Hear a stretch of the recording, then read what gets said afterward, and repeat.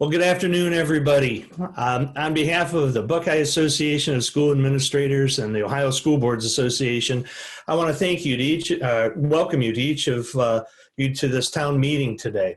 First, we want to say thank you. Before we get into any of the programming at all, we want to acknowledge the work that you've done. School districts were given an unprecedented challenge, and with the clock ticking, you crafted what we like to call as an Apollo 13-like solution. The boards created a vision and provided leadership to keep hope alive. The administrators stepped up to create possibilities in an improbable environment. Your teachers thought outside the box to continue learning for your children. And the support staff around the state found ways to deliver food, reach out to parents, and preserve safe and healthy schools. So well done. We also want to acknowledge the thousands of school board members who are also helping the state of Ohio in many other roles. We all know that school boards serve their communities through service to the schools, but they also serve as first responders, medical professionals. School board members help keep our power on, they keep our kitchens stocked, they keep our homes functioning and our neighborhoods clean and safe. And we want to make a point to say thank you to each and every one of them for risking their lives to help everybody else get through this crisis. I think it gives us all a little bit better perspective on the many unsung heroes that have always existed. Now, I don't think I'm telling you anything new when I share that life in Ohio is changing by the day, if not by the hour. The world that we knew 2 weeks ago is nothing but a memory and continues to evolve every single day. And that's why it's more important than ever for your association to step up and be a source of assistance, guidance, unity, and support. And that's what brings us to today's town hall meeting. Our agenda today is very simple. In a few moments, we're going to bring on OSBA's board development program, and they're going to talk about school board members leading in times of crisis. Our legal division is going to speak about school board meetings during the pandemic. And then our legislative team is going to share a little bit about some of the news, a few updates on what happened last week. Perhaps the most important thing that we're going to do today, however, is create an opportunity for you to share with each other what's working in one district, what questions may you have that you're looking for a solution to or some feedback. We get it. One size doesn't fit all in Ohio, and every district has unique opportunities, unique challenges. But perhaps today we can learn a little bit from each other. And if you need guidance on how somebody else has handled something, please ask away. And if you have any ideas that you want to share or showcase your solutions, shout them out as well. I'm going to pause at this moment and ask Kirk Hamilton from the Buckeye Association of School Administrators to share a few of his thoughts as well. Well, thanks, Rick. And let me begin by echoing and saying amen to Rick's comments, thanking you for what you do. My guess is when you ran for election to the Board of Education, you didn't sign on for this. You couldn't have even imagined that you'd be in a significant leadership position moving a community through a pandemic such as this. So hats off and thank you for rising up and partnering with the staff there in your school district and your community to meet the governor's expectations. When the governor closed schools, he made it pretty clear he closed school buildings, but school was to continue. And our hats are off to each of you, the superintendents and administrators and teachers and school board members who have ensured that meaningful learning opportunities continue for students. In times like this, leadership matters more than ever. And that partnership in the leadership team with superintendent and the school board and fiscal officer is more important than ever. One of the things that we've tried to do collectively as a professional organization is provide some opportunities for superintendents to get together and share notes and share some best practices. I think you're going to hear from Dr. Marshausen, the superintendent at Hilliard, in a little bit, and he can share with you some of the things, or he will share with you some of the things that we've been able to work together and draw on the expertise and experiences of school districts in order to help others and support others in that process. So again, thanks for all you do. Stay the course. As the governor says, we'll all get through this together. Thanks so much, Kirk. Now, if I can ask Dr. Kathy McFarland to take over and talk to you a little bit about how to navigate through today's program. Kathy? Hi, everyone. Thanks, Rick. So we have done this now. This will be our third time, and I think we have figured out a pretty good process. What we're going to do is we have muted everyone because I think we have almost close to 100 participants, 75 I see on my screen. So in order for you to be able to participate today, there's two methods. The first one is if you look at the bottom of your screen, and Drew's did a nice job of putting a PowerPoint up here to show you. And you click on your chat icon, that gives you the ability to type in a question or a comment. What we do behind the scenes as a team is we monitor the chat box, and we also monitor a place where you can actually raise your hand virtually. And if you click on your manage participants at the bottom of your Zoom window, there'll be a choice there right next to the mute button. It'll ask if you want to raise your hand, and that means that you have something that you would like to contribute. And what we will do on our end is unmute you, and that'll give you an opportunity to be able to speak to the entire group. One of the nice things about the chat resource button at the bottom is that you can chat to everyone, all 75 of us, or you can send a private chat to somebody that's something like, hey, Kathy, I want to share this, but I don't necessarily want to say it. Will you say it for me type of thing? So that's how we're going to kind of manage our time together today. We are going to have each of our team departments, our team members share out as Rick talked about. Here's the agenda right in front of you. And then what I think is probably the most beneficial thing is being able to share at the end. We do have 3 special guests that have joined us this evening that's going to share how they're supporting their students, their staffs, and their communities at this time. So I am going to kick it off here, and I'm going to hand it to, I believe, Steve Horton is with us this evening to talk about the role of the school board member.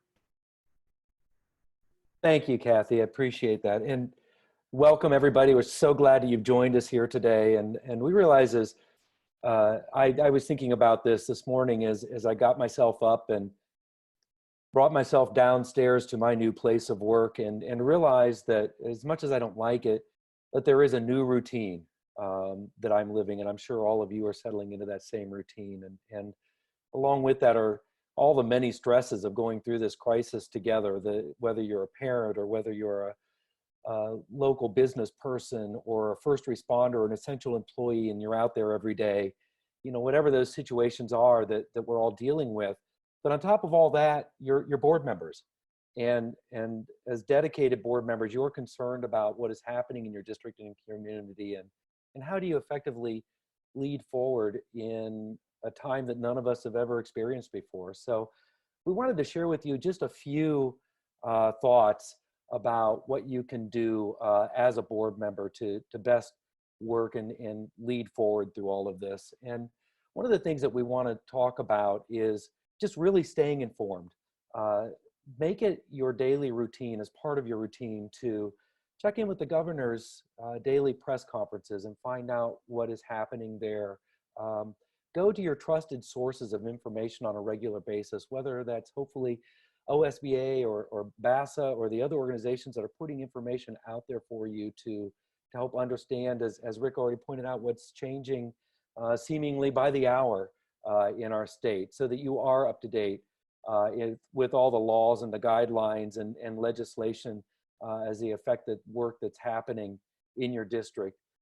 We'd also really urge you to stay in contact with your fellow board members, and even on a daily basis, stay in contact with your superintendent, understanding that he or she has a tremendous amount on their plates right now in working through all this and leading the district, but also understanding that contact, maybe just short bullets, just get a quick update each day to understand what has changed, what is happening, how are the teachers dealing with their students out in the field. Just having that understanding is so important to help you all work forward.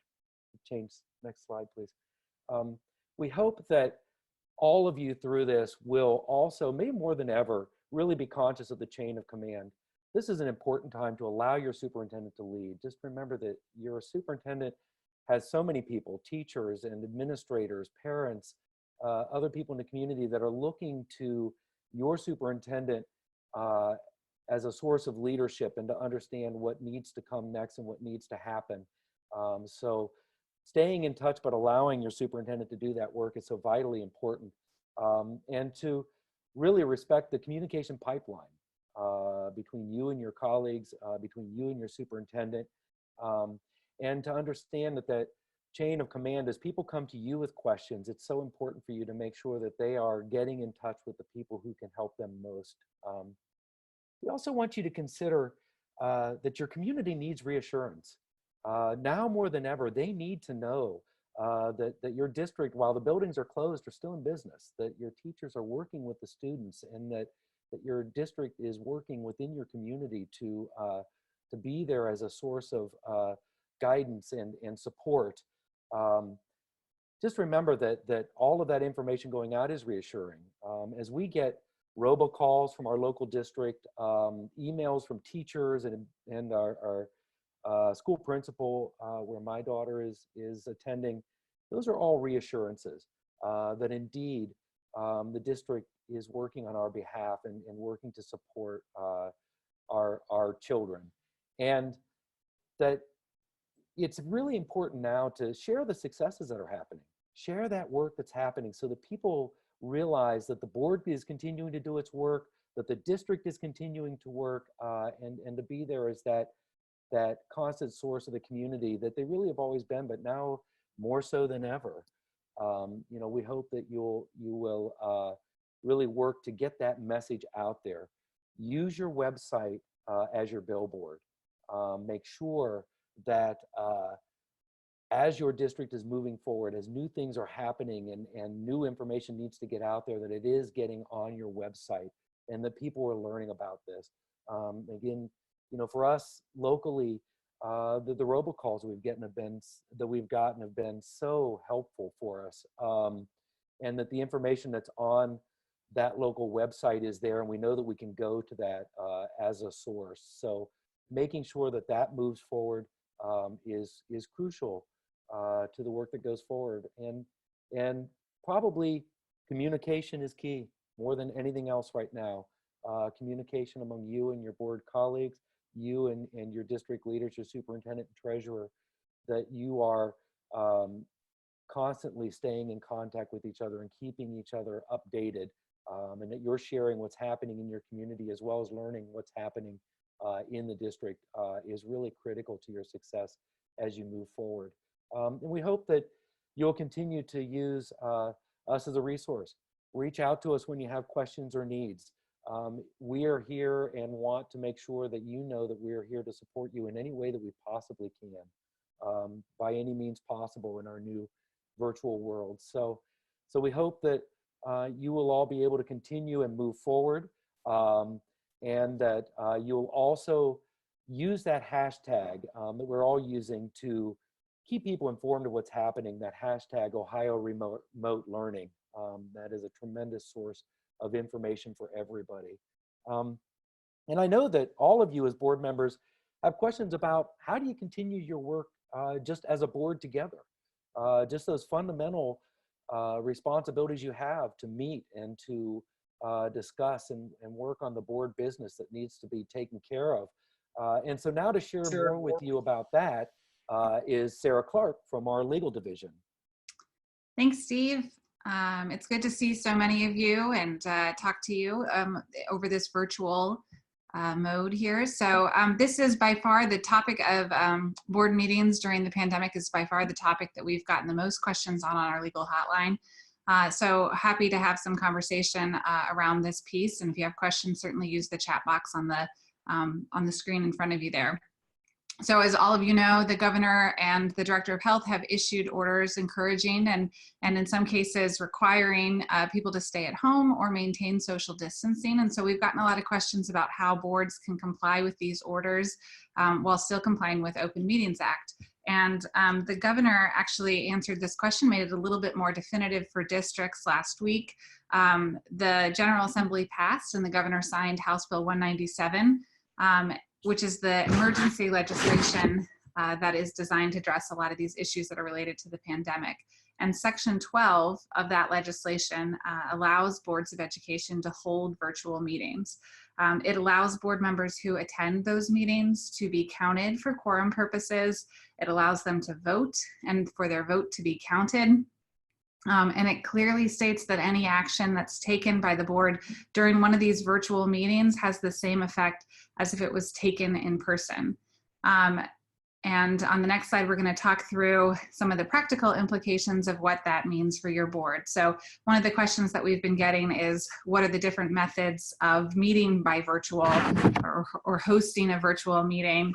I think the bill answers that by saying that, or it authorizes meetings that are held by teleconference, video conference, any other similar electronic technology. It would include, we're using Zoom as our platform today. I know many districts are using that. Skype, GoToMeeting, all of those things are sort of governed or thought of by this bill. And if you guys want to practice using the group chat box, you can talk. For those of you who have switched to a virtual platform, I know a lot of people have started calling us to say, hey, what are other districts doing? So feel free to chat in that group chat box, what platform your district, if you're going to a virtual platform, which platform you're using. The legislation doesn't require you to use a specific form of technology, so you have a lot of flexibility or discretion regarding the type of platform that you're using.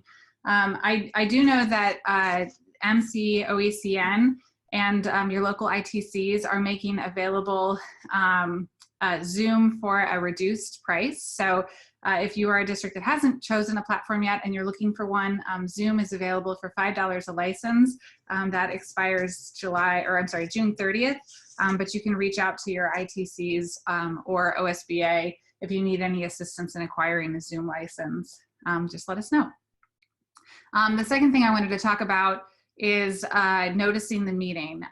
You are required to notice the public, or provide notice to the public, that you're going to start conducting meetings this way.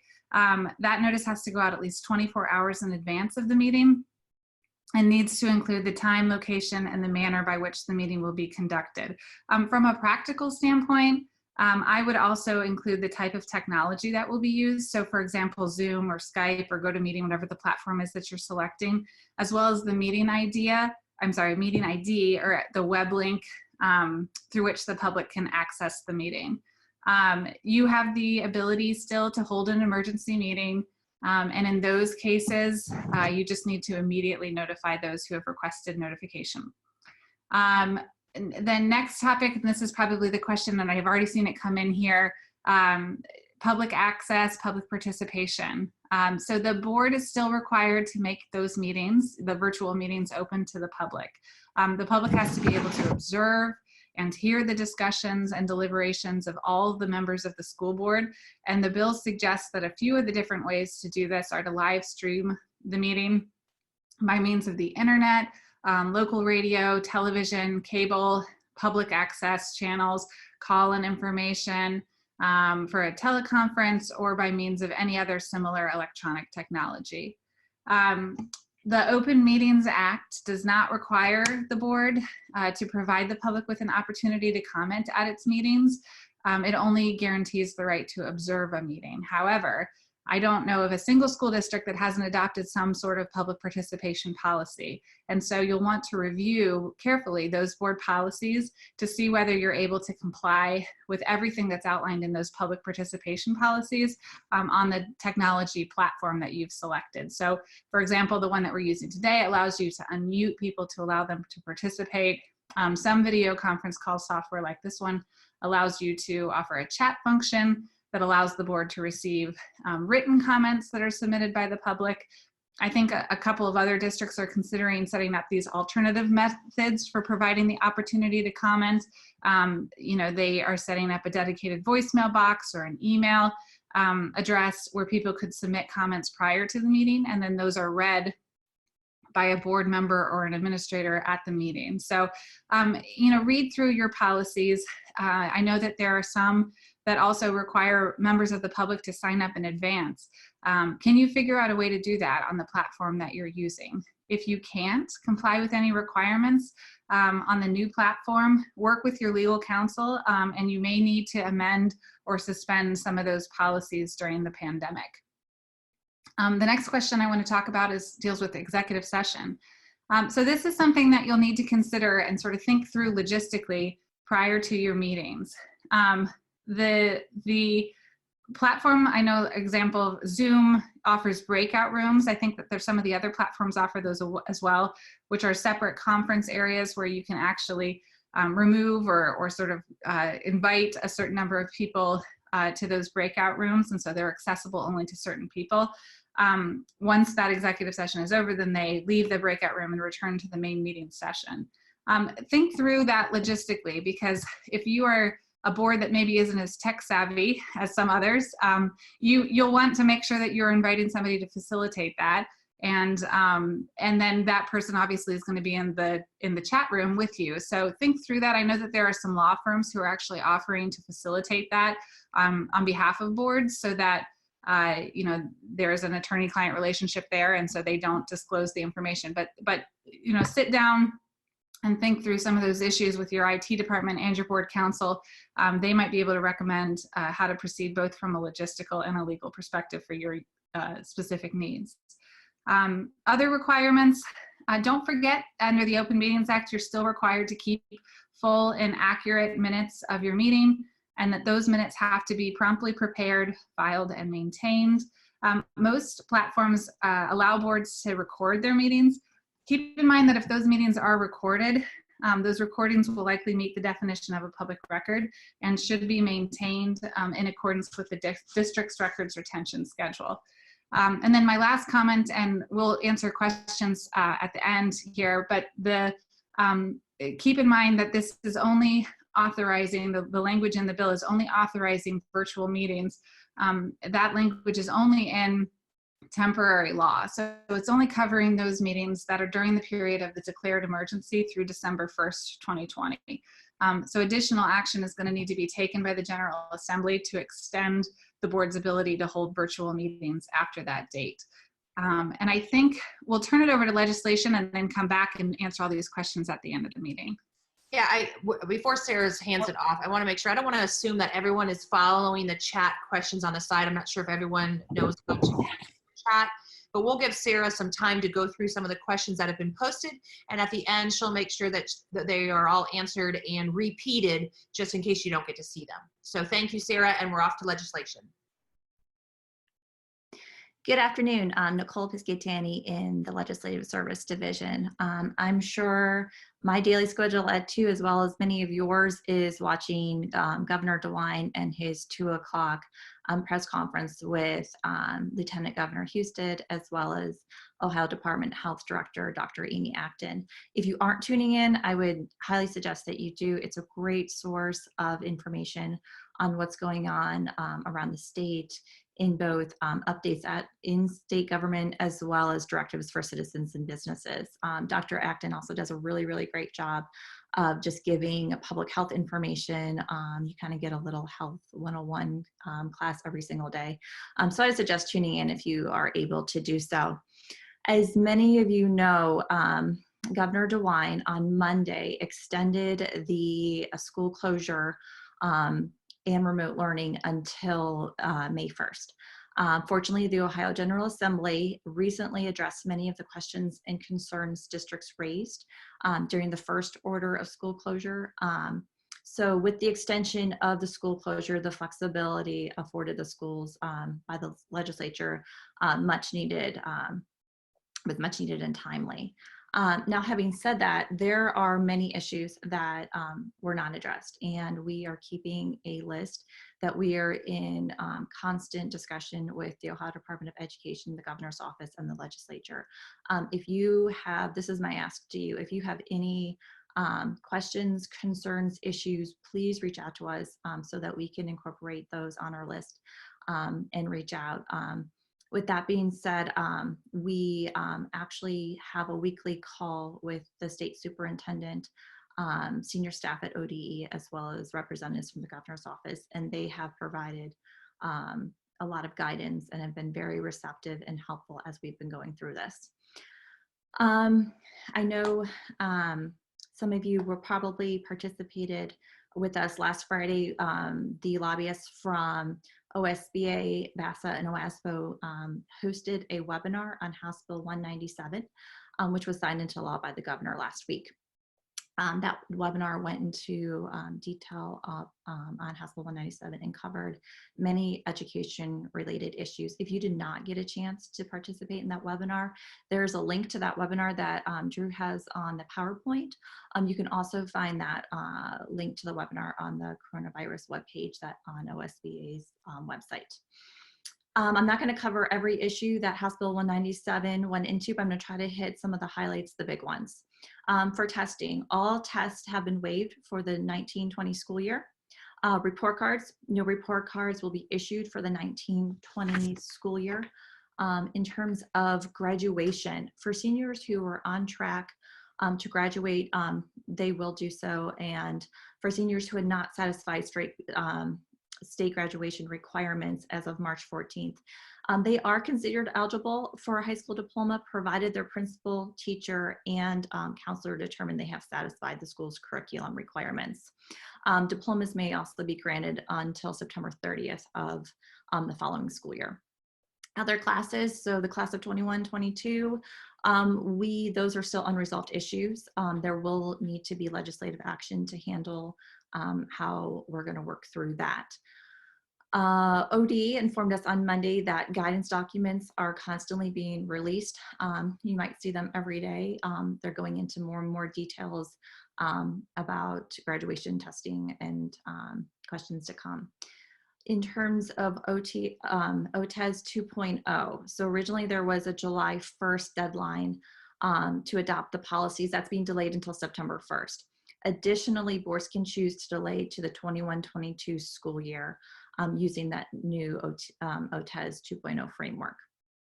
In terms of minimum school year requirements, any amount of learning that's been done online or take home lessons can be used for the state minimum. There is still guidance needed from the Ohio Department of Education on how to track that. So more to come on that as we find out information. We'll be sure to provide it to you. March 17th primary election, it was delayed. The legislature has set the new date as April 28th. However, it is now a vote by mail election only. You can request an absentee ballot up until noon on April 25th and then submit it by April 28th, either drop off or mail. Information can be found on the Secretary of State's website.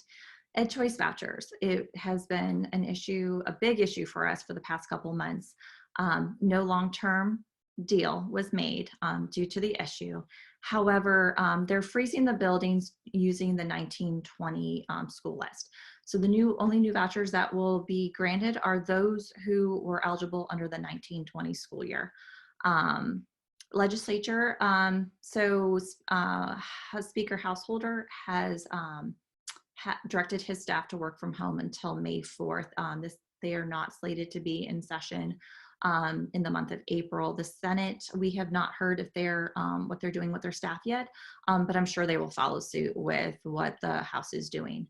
A final note, Governor DeWine in his last press conference on Saturday asked that folks donate any unused PPE, so personal protective equipment, specifically looking for the top 10 items, which you can find on the corona.ohio.gov website.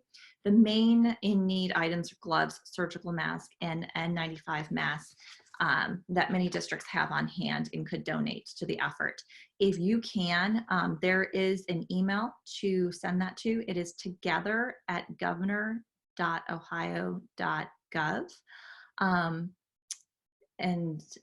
Again, if there's any questions or concerns or issues that we have not hit on or thought about, please reach out to us. We would like to make sure we incorporate that as we're having those further discussions. If you have any questions, please reach out to our division or type something in the chat below. For now, I'll turn things over to Dr. McFarland. Thank you, Nicole. So I'm going to go back and circle back around to Sarah. Sarah, I think you had an opportunity to read through some of those questions, and if you could maybe address some of the things that our members are inquiring about, please. Sure. All right, let's do this. Okay, so first question that I see is from Anthony Gomez. What if our policies don't allow for this? Do we have to change them before our first electronic meeting? So this is a question on some of the other ones too, about whether you need to pass a resolution in order to take advantage of this. You don't need to pass a resolution. The law authorizes it for everyone. However, if you have policies that sort of conflict with this, and that I think specifically would come up with public participation, but may come up in some of these other areas, you will have to either, adjust the practice to match your policy or adjust your policy to match the practice. So, and Kenna Haycox is on the call. She can certainly provide additional information about suspending or modifying policies if we need to, if you need to do that.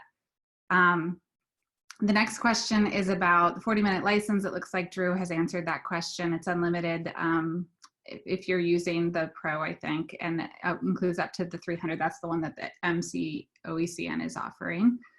How many meetings by law are you required to have per month during the COVID crisis? So the legislation that we talked about actually didn't make any modifications to the number of meetings that you're required to have. So that is the current requirement that's set forth in 33-13-15, which is the board is required to meet at least once every 2 months. So that is still in place. Again, sometimes boards will adopt policies that say you're going to meet more often than that. So take a look at that to make sure that you're not conflicting or running afoul of any policy language there. What should be done if a meeting gets interrupted or if a member loses connectivity? You should pause your meeting. Just hold off until that board member can reestablish connection. Okay, let's see. What are people doing if their collective bargaining agreements were up for negotiation this year? I think districts are handling that differently. Some I know have contemplated moving to a virtual negotiation, but I don't know that all of them are. And so I would encourage you to work with your union and work with your attorney on that question as that comes up. Let's see, my district is having one face-to-face meeting next week to vote on changing our policies to allow for virtual meetings and allow virtual voting to count. Again, I don't think you need to do that.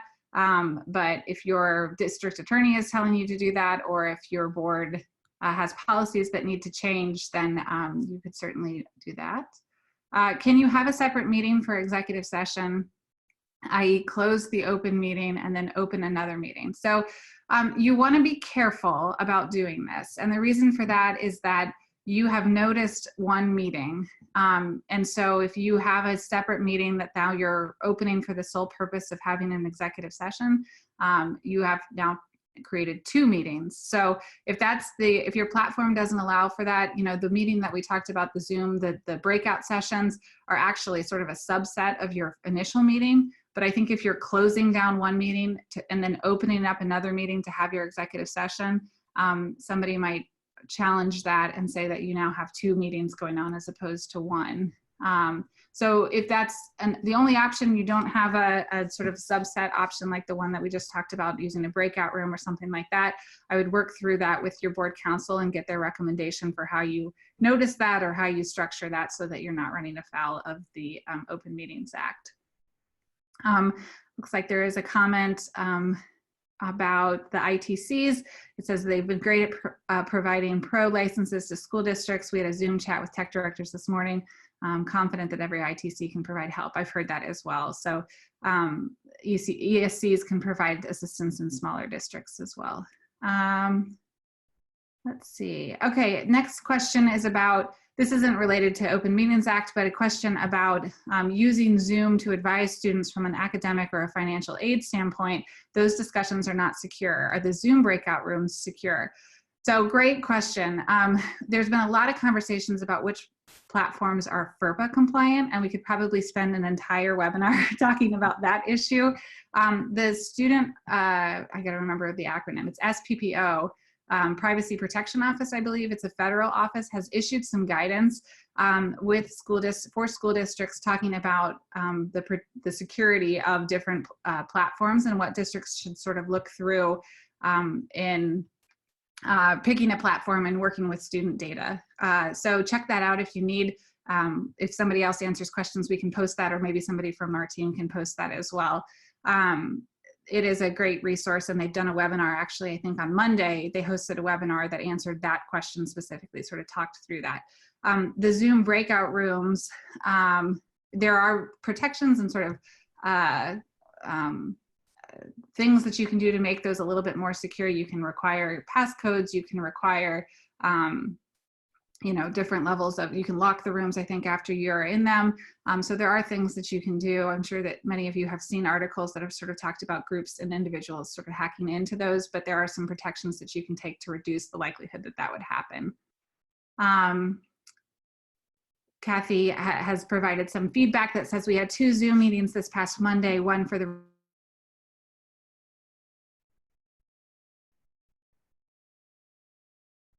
BLI yet. Does anybody want to take that one? Yeah. I'm gonna go ahead and throw that to Cheryl. Sorry, you knocked out of there for just a second. Oh, Sarah. no. You did a great job though. All right, Cheryl, you want to talk about the conversation we just had about an hour ago about BLI? Yeah, we did. All of you know that the Board Leadership Institute is something that's almost as near and dear to our hearts as we think it is to yours, as we hope it is to yours anyway. We have made a decision to postpone Board Leadership Institute that was scheduled for May 1st and 2nd. We are currently looking for alternate dates in the first half of summer. We very much hope that we can continue to offer the BLI to you this year if we can find dates, and then if we're able to reconfirm our speakers. So there will be more on that coming out to you very shortly, but for purposes of your planning for May 1st and 2nd, we are definitely going to postpone. Great, thank you, Cheryl. I want to be cognizant of the time. It is 4:37. I'm going to move on to our special speakers. I am going to ask the OSBA team to continue to monitor the chat boxes. Text me if you think there's one you want to talk about. If not, go ahead and post your response in the chat box. I'm going to do it a little bit differently. I'm going to just introduce our special guests one at a time this evening. The first one I'd like to introduce is Christina Even from Warren County ESC. She is here with her superintendent, and she's going to talk about how they are meeting the needs of students who have a variety of needs. Christina? Hi, good afternoon. Yeah, as we're all navigating this remote learning, the lens that my team and I are looking at this through is how are we supporting our students that fall under the umbrella of special education and IDEA. And some of those pieces that we are looking at is a multi-pronged approach. First and foremost, when it comes to the curriculum, is how are we supporting our students with disabilities to make sure that they have access to the accommodations and modifications that they need to be successful when accessing their curriculum remotely. But most important for us right now is focusing on how are we supporting the needs of the students with regards to the services that are outlined in their individual education plan.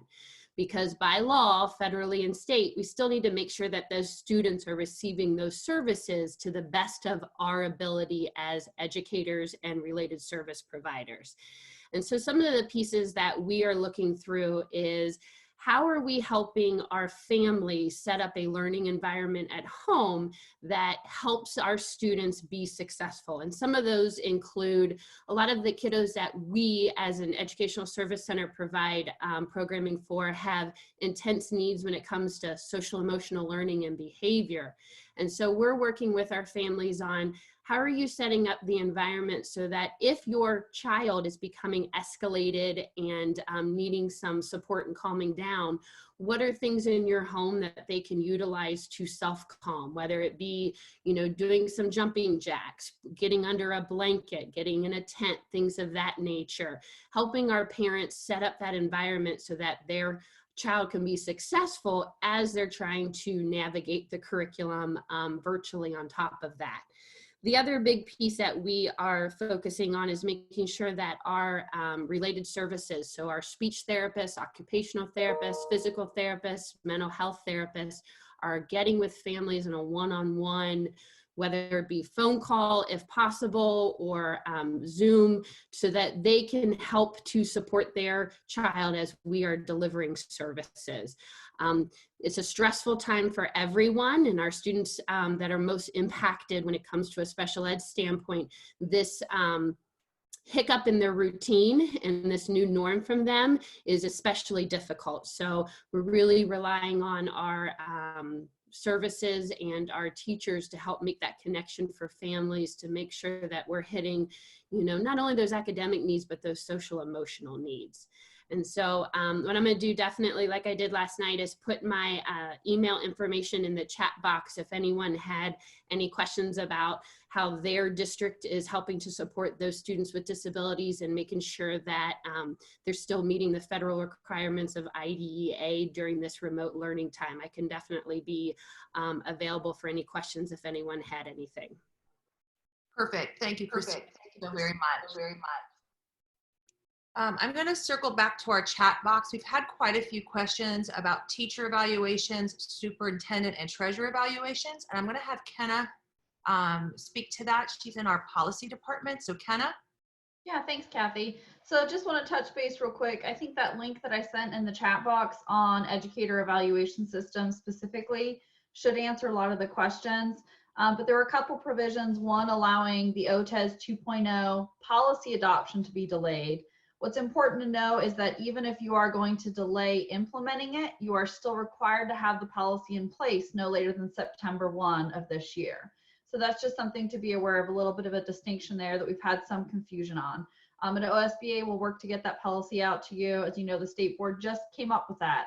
Then in regards to teachers currently, there are options where you may choose to still do those evaluations in some manner if that is going to work.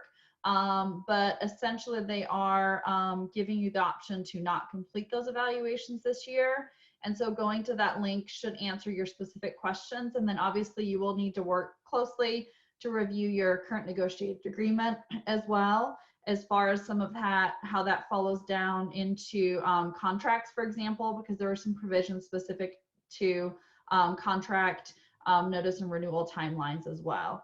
So that's just one thing to kind of the update on the teacher evaluation system there. Sorry, they can contact you, Kenna. Yes. Yep, I'll put my email address in there. And then real quick on the policy standpoint, we've been having this conversation. Just one word of caution on updating all the policies to reflect the temporary law. We are kind of working to recommend basically looking at ones that may need to be temporarily suspended.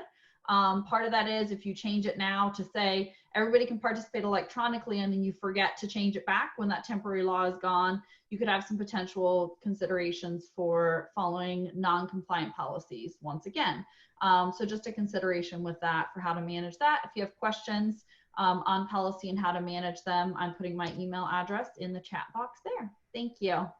Thanks, Kenna. All right, so let's go back. I'm going to go ahead and have both of these special guests work together because they do such a great job. First of all, Dr. Marshausen from Hilliard City Schools. He's going to talk to us a little bit about all the things they're doing to support their students and their staff. Now, I'm finding his picture. He doesn't have a special outfit on today, so I'm not quite sure what his Spirit Day is, but I'm sure he'll talk to us about that. And then Superintendent Matt Miller from Lakota, the way that they're using and really using technology in their district to support their students and staff. So gentlemen, I'm going to leave it up to you now. All right, thanks so much, Kathy. Matt and I decided a couple of weeks ago, actually it was just last week, time just seems to be crazy slow right now, that with this unprecedented challenge in Ohio, there was an opportunity for us to work with OSBA, and thank you to Rick and with BASA, and thanks to Dr. Hamilton for supporting our work to connect Ohio's educational leaders and now teachers. So last week, with the help of BASA, we and OSBA, we connected over 200 superintendents in a Zoom chat just like this. And it was a great opportunity for superintendents to share what's working, what's not working. Even though our districts have different strengths and different tools available to them, when we work together, we're stronger. And as Governor DeWine has reminded us frequently, we're all in this together. Out of those chats has been born a series of statewide chats, including Zoom experiences for elementary principals, secondary principals, science teachers, English teachers, kindergarten teachers. Yesterday, I hosted a group of 450 special education teachers in a Zoom conference just like this. And the sharing was amazing. And we are so thankful to our educational organizations that allow and partner with us for these things to continue. So this week, we've had over 2,000 educators in Ohio in a series of different Zoom chats, sharing what's working, talking about overcoming obstacles, and really doing what's best for Ohio's kids. I think we have a tremendous opportunity here. The amount of local control that's been given back to us is tremendous. The fact that for the first time since a nation at risk during the Reagan administration, I think we get to write our own narrative. Our teachers are heroes and they are stepping up every day. And as we say, it's every child, every day, in every class. And we are keeping education going. And that's what's most important. We can't stop because there are some differences. We need to close those gaps. There's never been a time in Ohio's education in my 15-year career as a superintendent that I think we should be lobbying for broadband across the state, that we should be lobbying for the resources so every child can have a device, because this is the future that we're creating for these students. I sat in a meeting with the vice president of Nationwide Financial on Monday morning, and he said they don't think they'll ever go back to traditional offices, that they're finding that their employees working from home is more productive and it saves them a ton of money. We're preparing our kids for a different future, and we're going to be better as educators as a result of this as we go through this process. So thanks for the opportunity. We're going to continue to push out those chats. I'll put my email address here if you have any questions. Your superintendents will receive through BASA another list next week of all of the different chats that we're hosting across the state, and we've got them scheduled to repeat for the next 5 weeks. So every week we're going to continue to come together and work together. And with that, I'll toss it over to you, Matt. Thanks, John. Just to fill in a couple things. John mentioned superintendents, but we've also had principals at different levels. We've had, like he mentioned, special education teachers. We're doing social studies teachers, English teachers, guidance counselors, foreign language teachers. And John and I essentially are just bringing the groups together, sort of doing a little intro and letting them go. And it's been amazing to see the conversations that happen about what's working, what's not working, what do we need next, and just everyone trying to knock down those barriers where maybe before we were worried about our own little district. This has taken on a whole new scope for all of us. So it's been encouraging to see. And thanks to BASTA and OSBA for helping us push that out. Another piece of this, and John and I are part of a group called Actionable Leaders. We do a remote learning Twitter chat on Thursday nights. So every Thursday night at 8 p.m., if you do a search for hashtag remote learning, this week's conversation is going to be led by two of Ohio's best elementary principals. And the topic is essentially supporting students and teachers in remote learning, specifically equity and morale, which we all need that right now. The other thing is just to continue to support your superintendents and the work that they're doing, because for a lot of our communities, keeping school going is really, really important for our students and for our families, and quite frankly, for our teachers. And so that's what we're trying to do. We know it's not the same as in-person learning, but it's the best option for our kids. So that's it. I'll leave it at that. I threw my email in the chat box as well. We're always glad to help. That's great, Matt. I think we're going to be reaching out to you because I think we're going to try to do a social, emotional, mental health piece. And I'd be interested to see how you facilitate a meeting with that many people in it. So I'll be interested to pick your brain about that. Be glad to, yeah. Let me know. Perfect. I do want to bring up some questions that we've had in previous sessions. Lots of questions about spring sports. I don't know if anybody wants to speak to that. We don't have a lot of answers to that. I know that there's a lot of hope that we are going to have a spring season. I don't know, maybe Mr. Lewis, if you want to speak to that. Sure, Kathy, just unmuting. We've been in touch with the Ohio High School Athletic Association as well, and they participate in those stakeholder meetings. The communication we've been seeing from OHSA is they're still taking it one day at a time. As you know, they just very recently canceled their winter tournaments, and they're still extending hope to the spring coaches that there might be some type of season this spring. And everything from what I understand is still on the table, from a possibility of an abbreviated season to something that actually goes into the summer. Obviously the extension of school closings through the beginning of May has probably changed some of the plans that they have in place, but the last official communication is they're still monitoring all possibilities and still extending hope that there'll be some type of season this year. Great. We've also had a question about paying personnel, and I think that ties into a lot of the questions that we've been receiving about refunding parents' pay-to-play fees, graduation fees. Does anybody want to speak to that?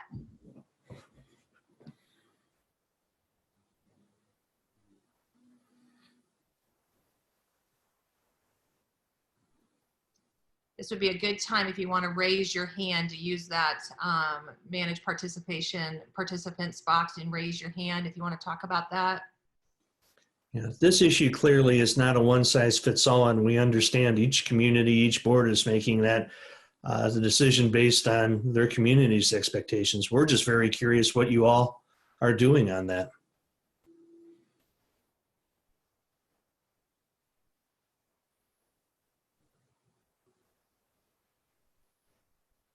It looks like Mark Murphy's raised his hand. Yeah. Hi, everyone. I don't know if this would work for everyone, but first of all, thank you to OSBA and VASA for putting this together, and to Lakota and Hilliard. You guys are fantastic models for a lot of us to follow, so thank you very, very much.